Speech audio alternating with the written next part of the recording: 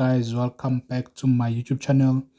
In this video we are going to look at square identity and also how to integrate using square identity. Okay, we'll be dealing with this. So what is square identity?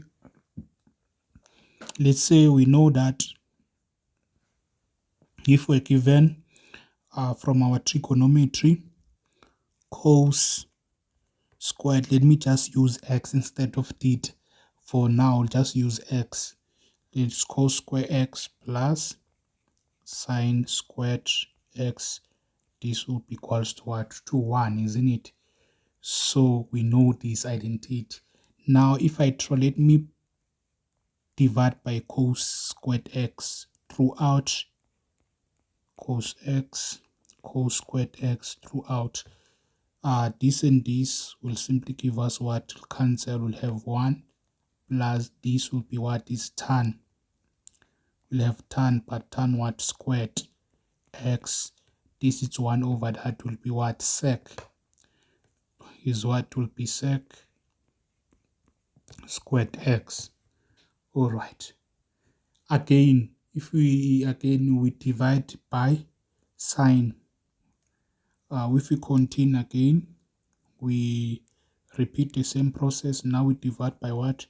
By sine. We'll have cos squared x divided by sine x plus sine squared x divided by sine squared x. It's equal to, we have 1 there, 1 over sine squared x. Now this will simply give us what? Cot squared x plus this will fade away 1. That will be cosecant squared x. So we have these two forms there, those two identities. Now can I erase here? We'll be left with those two identities that we have. All right, we have this from our Pythagorean. So taken from this, we know that hence from this identity we can establish that tan, from that identity we can boldly say tan squared. Let's say you've given ax like this, you can say it boldly. Thus if you transpose that, we'll have 1, can say it boldly, will be equals to what? But now we know that, but now in this we'll replace that, will be equals to, we know that will be equals to sec squared ax minus 1 from the identity, from that identity. Likewise, cos squared, let's say ax must be equals to what? If you take that one, you'll have cosecant squared, right, ax minus 1.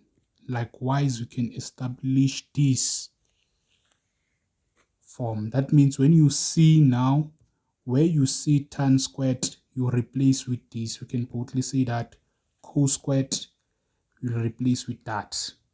All right. This will help us when we're integrating. All right. Those two identities, those are square. When we are dealing or focusing on those two, we use them directly. We use that. But however, when you have given this identity, let's say you've given, let me start by saying, let's say now you are given sine squared ax. This you must know this will be equals to 1 over 2. There, we'll write this. We will use half identity. Will be into 1 minus cos 2 ax. What you have here, use double it there. All right, let's say now we have cos squared ax. This would be 1 over 2, but now into 1, but the sign will change. You'll use positive, do not forget that. then this will be what? Cos. All of them, right? Cos. You square, you double the angle will be 2ax. We'll use these two when we are integrating. We'll use these two when we are what? We are integrating. We determine the integration. It's when we're using integrating. We'll use square identity to integrate trigonometric function. All right. For argument's sake, let's say we are given number 1. Can boldly say we are given something like, let's say we have given the integral of sin 2(5x) dx. Want to put this into bracket. Number 2, you can see again we've given the integral of cos² 1/2x dx. So let us integrate this, determine this integral. How can we go about to integrate this integral? All right. So we'll use what we have there on the top. We'll use our half identity that I've shown you right now. I've said, I've shown you that we'll use here. We'll use this there. So this will rewrite this. This will be the same as what? The same as what? This will be equals to what? How can we rewrite this? This, when we rewrite this, will be equals to, now remember we want to integrate this. Will be the same as, let me just not even use the equal sign. If I rewrite this, it will be the same as using that. We said we'll have this because we have the square. It's a square identity, so we'll have 1/2. As you can see, 1 minus the cos. We square our argument. We squared our argument. We have 5x there. We'll multiply by 2. 5 multiplied by 2 will be what? We'll have here 10x. 5 multiplied by 2. Like that, we have our dx. All right. So this is what we have before. Now we can take 1/2 outside the integral because just the constant. We'll have 1/2 integral of 1 minus cos 10x dx. All right. Are we together? So you know you can integrate now. You can take your integral. Right. This will be equals to, you can take the integral of 1. You know that we still have 1/2 outside here. You can put the bracket. The integral of 1 is what? Will be x. We have our minus here.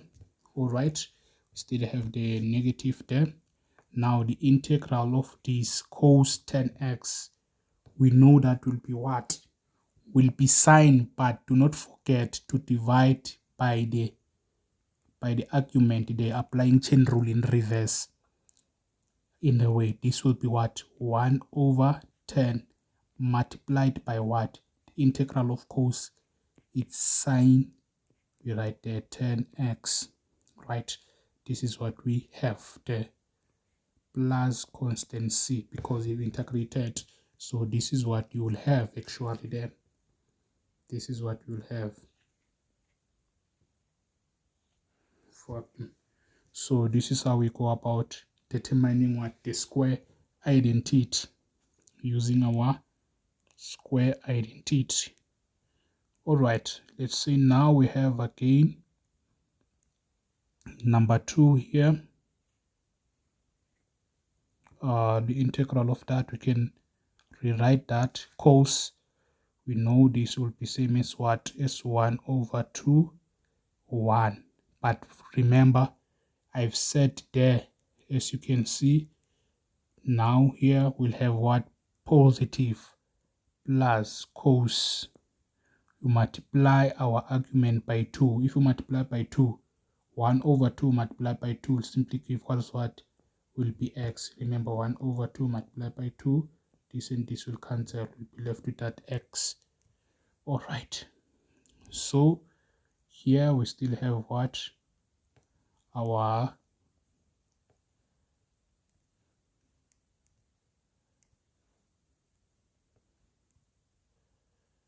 we have our dx there. So that is what it's supposed to have. Then now you can take 1/2 outside of the integral. We have 1 plus cos x dx. So this same is 1/2. Integral of 1 is x. The integral of this will be what? Of cos. Of the cos. Remember, it cannot be. We have the we were supposed to take that, to take the integral of that, isn't it? Of cos. We know that we'll have what? Our sine per se. This will give us sine, positive sine x. Or we are supposed to add your constant c to show that you have integrated. You have integrated, isn't it? That's it. That is it, guys. So that's it. That's it. This is what we'll have there. So as you can see, guys, you can practice more problem using our, I hope now we are used to this process. Let's say now number 3, we've given the integral of tan squared for x dx. Remember, I've shown you what you're supposed to do. This, we can rewrite this. This is the same as what? Using our square identity, it's the same as sec squared. We'll have here 4x minus 1. Still remember the dx. If we rewrite that, we know from our square identity, I've shown you there on the top part. All right. But now we can differentiate that. We both know that will be equals to what? To tan. Right. That will be tan 4x. But now divide by the derivative of the inside. All right. Derivative of the inside will be what? Divide by 4. So this is the same as 1/4. If you divide by that, we together then minus the integral of 1 is simply x.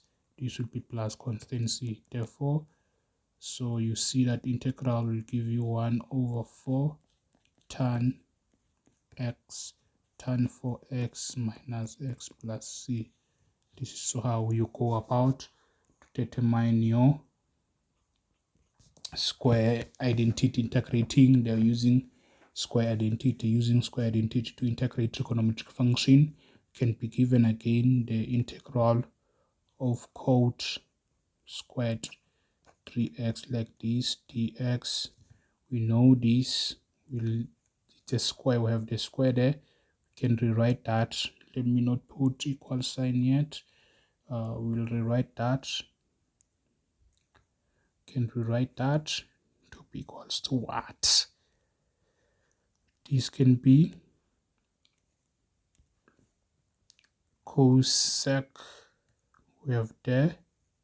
What is what we have there? 3 cos² squared. There we have 3x minus 1. We know this dx. So if we take the integral of cos² squared, what is that? The integral of that will be cot. All right, we'll have cot 3x, but divide by the integral, divide by 3, the integral of that, minus, you take the integral of that will be x plus c. So this same is 1/3 cot 3x minus x plus c. This is how you attack your square identity, right? That is how you can determine the square identity. This is how you go about attacking your square identity. We are together there. So that is it. That is it, guys. So we can give an again something like can say this can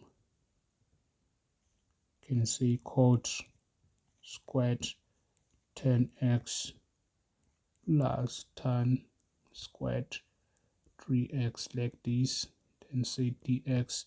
So we know this is the same as the integral of cos squared 10x plus the integral of tan squared 3x. All right, all over this, you know, this is what is dx. Or you can simply put dx here anyways, or it's not necessarily that we have to do that. This is not necessarily so, because as long as you know this is follow under operation, it's not necessarily that you're supposed to do that. Not necessary that you have to do this. All right, same as like that. Anyways, it's one and the same thing. So this is a square identity, you see, of the code. This is the same as cos² x. We have a 10 here, 10 minus 1 dx. There we have plus again. Change this. If we rewrite that, we've seen this will be the integral of secant squared. We together there. What the angle we have there is 3x minus 1. You can simply say this dx.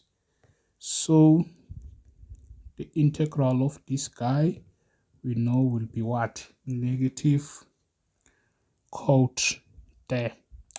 We'll have our negative cot. So we'll have negative cot. We square. We have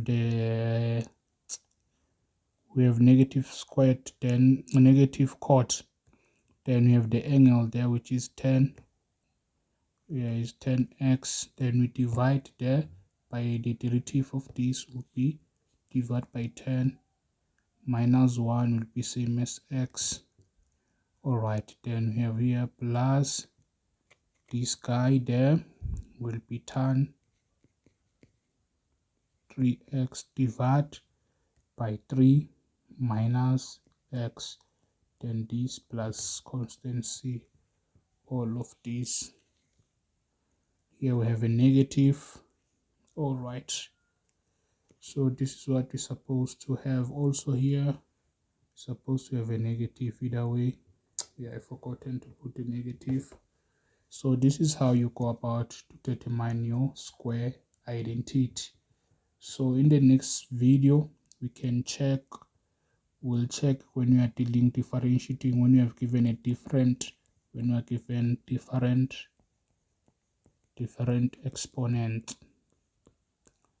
exponents. All right, when you are given different exponents, something like this. Let's say our exponents is m multiplied by cos n. You see now they are different. We'll be checking, provided that m and n must be greater than or there equals to 5. We'll see this on the next coming session. May you kindly subscribe to my YouTube channel and click the notification bell so that you'll be notified whenever I post a new video.